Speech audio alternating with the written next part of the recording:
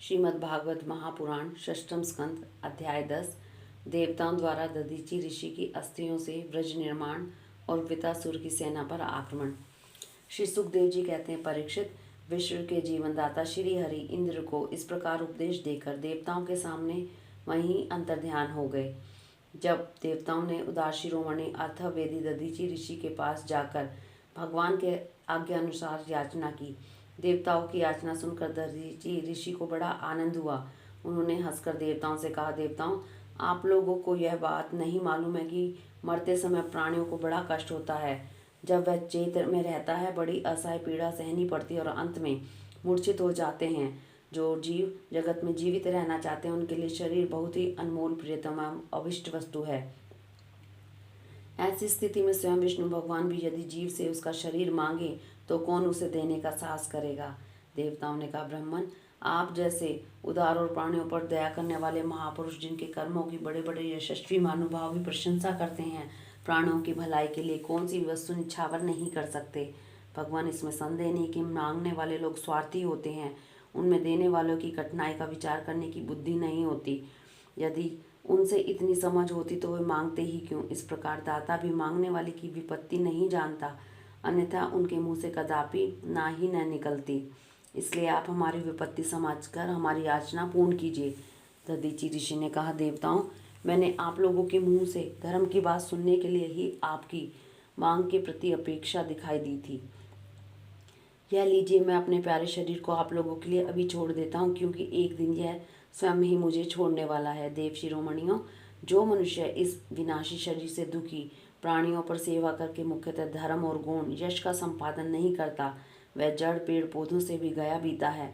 बड़े बड़े महात्माओं ने से अविनाशी धर्म की उपासना की है। उसका स्वरूप बस इतना ही है कि मनुष्य किसी भी प्राणी के दुख में दुख का अनुभव करे और सुख में सुख का। जगत के धन जन और शरीर आदि पदार्थ क्षण भंगुर हैं, ये अपने किसी काम नहीं आते, अंत में दूसरों के ही काम आएंगे। ओह, कैसी कृपणता है, कितने दुख की बात है कि यह मरण धर्मा मनुष्य इनके द्वारा दूसरों का उपकार नहीं करता। श्री सुखदेव जी कहते हैं, परीक्षित, अर्थवेदी महर्षि दधीचि ने ऐसे निश्चय करके अपने को पर ब्रह्म परमात्मा श्री भगवान में लीन करके अपना स्थूल शरीर त्याग दिया। उनके इंद्रिय, प्राण, मन और बुद्धि संयत थे। दृष्टि तत्वमयी थी, उनके सारे बंधन कट चुके थे। अतः जब वे भगवान से अत्यंत युक्त होकर स्थित हो गए तब उन्हें इस बात का पता ही न चला कि मेरा शरीर छूट गया। भगवान की शक्ति पाकर इंद्र का बल पौरुष उन्नति की सीमा पर पहुंच गया। अब विश्वकर्मा जी ने दधीचि ऋषि की हड्डियों से व्रज बनाकर उन्हें दिया और वे उसे हाथ में लेकर ऐरावत हाथी पर सवार हुए। उसके साथ साथ सभी देवता लोग तैयार हो गए। बड़े बड़े ऋषि मुनि देवराज इंद्र की स्तुति करने लगे। अब उन्होंने त्रिलोकी को हर्षित करते हुए वृतासुर का वध करने के लिए उस पर पूरी शक्ति लगाकर धावा बोल दिया। ठीक वैसे ही जैसे भगवान रुद्र क्रोधित होकर स्वयं काल पर ही आक्रमण कर रहे हो। परीक्षित, वृतासुर भी दैत्य सेनापतियों की बहुत बड़ी सेना के साथ मोर्चे पर डटा हुआ था। जो वैवस्वत मनवंतर इस समय चल रहा था, उसकी पहली चतुर्युगी का त्रेता युग अभी आरंभ ही हुआ था। उसी समय नर्मदा तट पर देवताओं का दैत्यों के साथ यह भयंकर संग्राम हुआ। उस समय देवराज इंद्र हाथ में वज्र लेकर रुद्र, वसु, आदित्य, दोनों अश्विनी कुमार, पितृगण, अग्नि, मरुदगण, ऋभुगण, साध्यगण और विष्णुदेव आदि के साथ अपनी कांति से शोभामान हो रहे थे। वृतासुर आदि दैत्य उसके सामने अपने को आया देख और भी चिढ़ गए। तब नमूची, शंबर, अनर्वा, द्विमूर्धार, ऋषभ, अंबर, हयग्रीव, शंकुशिरा, विप्रचिति, अयोमुख, पुलोमा, वृषपर्वा, प्रहेति, हेति, उत्कल, सुमाली, माली और अन्य हजारों दैत्य, दानव, यक्ष, राक्षस स्वर्ण के सात संवाद से सुसज्जित होकर देवराज इंद्र की सेना को आगे बढ़ने से रोकने लगे। परीक्षित, उस समय देवताओं की सेना स्वयं मृत्यु के लिए भी अजय थी। वे घमंडी असुर सिंहनाद करते हुए बड़ी सावधानी से देवसेना पर प्रहार करने लगे। उन लोगों ने गदा, परिघ, बाण, प्रास, मुदगर, तोमर, शूल, फड़ से तलवार, शतघ्नी, भुशुंडिया आदि अस्त्र शस्त्रों की बौछार से देवताओं को सब ओर से ढक दिया। इस पर इतने बाण चारों ओर से आ रहे थे कि उनके ढक जाने के कारण देवता दिखलाई नहीं पड़ते थे। जैसे बादलों से ढक जाने पर आकाश के तारे नहीं दिखाई देते। परीक्षित, वह शस्त्रों और अस्त्रों की वर्षा देव सैनिकों को छू तक न सकी। उन्होंने अपने हस्त लाघव से आकाश में ही उनके हजार हजार टुकड़े कर दिए। जब असुरों के अस्त्र समाप्त हो गए तब वे देवताओं की सेना पर पर्वतों के शिखर, वृक्ष और पर्वत बरसाने लगे, परंतु देवताओं ने उन्हें पहले की भांति काट गिराया।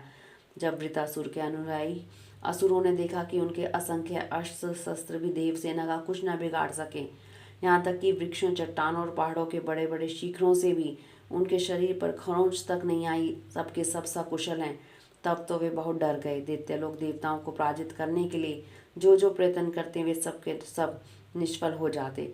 ठीक वैसे ही जैसे भगवान श्री कृष्ण के द्वारा सुरक्षित भक्तों पर शूद्र मनुष्य के कठोर और अमंगलमय दुर्वचनों का कोई प्रभाव नहीं पड़ता। भगवान विमुख असुर अपना व्यर्थ प्रयत्न देखकर उत्साह रहित हो गए, उनकी वीरता का घमंड जाता रहा। अब वे अपने सरदार वृतासुर को युद्ध भूमि में छोड़कर भाग खड़े हुए, क्योंकि देवताओं ने उनका सारा बल पुरुष छीन लिया था। जब धीर वीर वृतासुर ने देखा कि मेरे अनुयायी असुर भाग रहे हैं और अत्यंत भयभीत होकर मेरी सेना भी तहस नहस और तितर बितर हो रही है, वह हंसकर कहने लगे। वीर शिरोमणि वृतासुर ने समानुसार वीरोचित वाणी से वप्रचिति, नमूची, पुलोमा, मैं, अनर्वा, शंबर आदि दैत्यों को संबोधित करके कहा, असुरों भागो मत, मेरी एक बात सुन लो, इसमें संदेह नहीं कि जो पैदा हुआ है उसे न एक दिन अवश्य मरना पड़ेगा। इस जगत में विधाता ने मृत्यु से बचने का कोई उपाय नहीं बताया। ऐसी स्थिति में यदि मृत्यु के द्वारा स्वर्ग आदि लोक और सुयश भी मिल रहा हो तो ऐसा कौन बुद्धिमान है जो उस उत्तम मृत्यु को न अपनाएगा। संसार में दो प्रकार की मृत्यु परम दुर्लभ और श्रेष्ठ मानी गई है। एक तो योगी पुरुष का अपने प्राणों को वश में करके ब्रह्म चिंतन के द्वारा शरीर का परित्याग, और दूसरा युद्ध भूमि में सेना के आगे रहकर बिना पीठ दिखाए जूझ मरना। तुम लोग भला ऐसा शुभ अवसर क्यों खो रहे हो। हरिओम तत्सत।